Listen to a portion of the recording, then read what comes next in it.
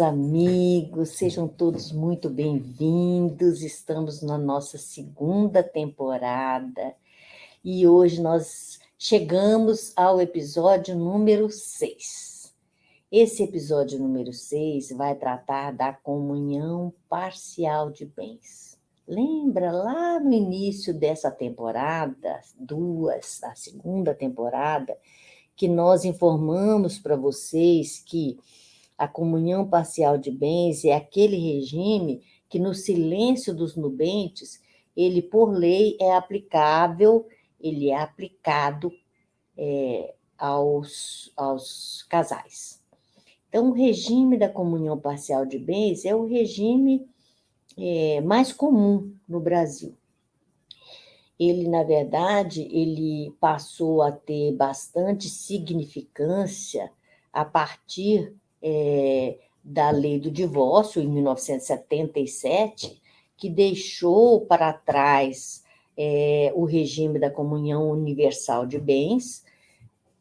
Dali para diante, a comunhão universal de bens deixou de ser o regime oficial e normal, e no silêncio era aquele que era aplicado aos casais, e daí para diante, o regime da comunhão parcial de bens passou a ser o regime comum entre os casais. Tá? E nesse regime da comunhão parcial de bens, nós temos uma situação bastante controlada pelos casais. Por quê? Porque, na verdade, vão se comunicar todos os bens que forem adquiridos na constância do casamento.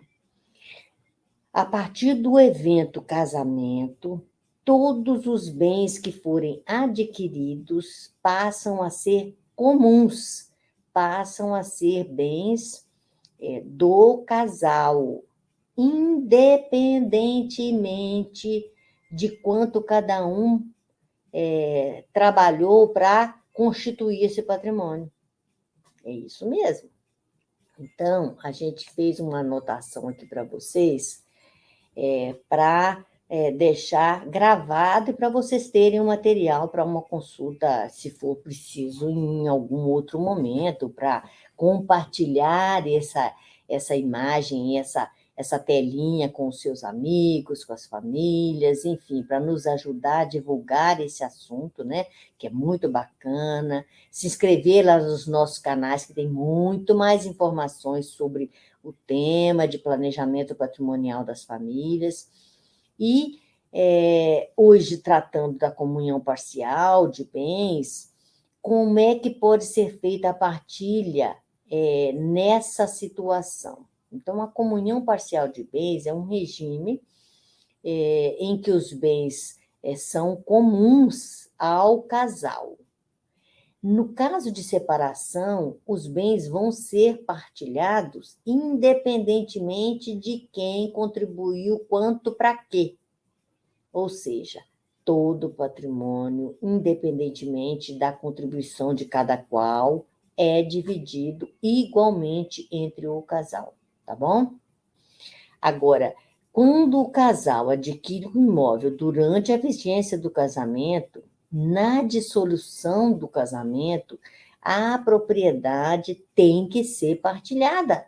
O valor será dividido igualmente entre os dois, independentemente de quanto cada um contribuiu para a aquisição daquele bem. Tá bom? Alguns bens não vão integrar o patrimônio do outro. Exatamente os bens que a gente trouxe, porque foram doados a nós, aqueles bens que vieram porque vieram de herança, o provento, o dinheiro do trabalho de cada um também não se comunica. O dinheiro que você ganhou pelo seu trabalho não se comunica. Quando esse valor ele compõe e faz com que você adquira o patrimônio se comunica. O provento é que não vai se comunicar. E aqueles bens de uso pessoal, o seu bem de uso pessoal, personalíssimo, seu bem, o seu computador, o seu o seu carro, por exemplo, o carro que você comprou com o seu salário e de repente não teve a participação do outro, se você faz com que comprove que esse bem é seu, você precisa desse carro, por exemplo, para poder fazer trabalho de Uber, por exemplo. É um bem de uso pessoal necessário para você. Nessa situação, não será comunicado, tá bom? Não será compartilhado. Então, esse é um regime em que os casais dividem o patrimônio em partes iguais, independentemente de quanto cada um contribuiu para a aquisição desse patrimônio, tá bom? É isso. Eu acho que ele é um regime bastante justo, inclusive, mas não te dá liberdade para fazer o que bem entender. Para qualquer movimentação desse patrimônio, haverá necessidade da vênia conjugal. Somente não é necessária a vênia conjugal, a assinatura de ambos, na aquisição do patrimônio. Para você ampliar o seu patrimônio, você pode comprar sozinho, sem que o outro cônjuge participe da compra. Mas você não pode vender o patrimônio sem a anuência e a vênia do seu parceiro, do seu cônjuge, tá bom? É isso. A gente se vê no próximo episódio. Um grande abraço, obrigada. Se inscreva em nossos canais e pesquise mais assuntos que temos no Instagram, no Facebook, no YouTube, tá bom?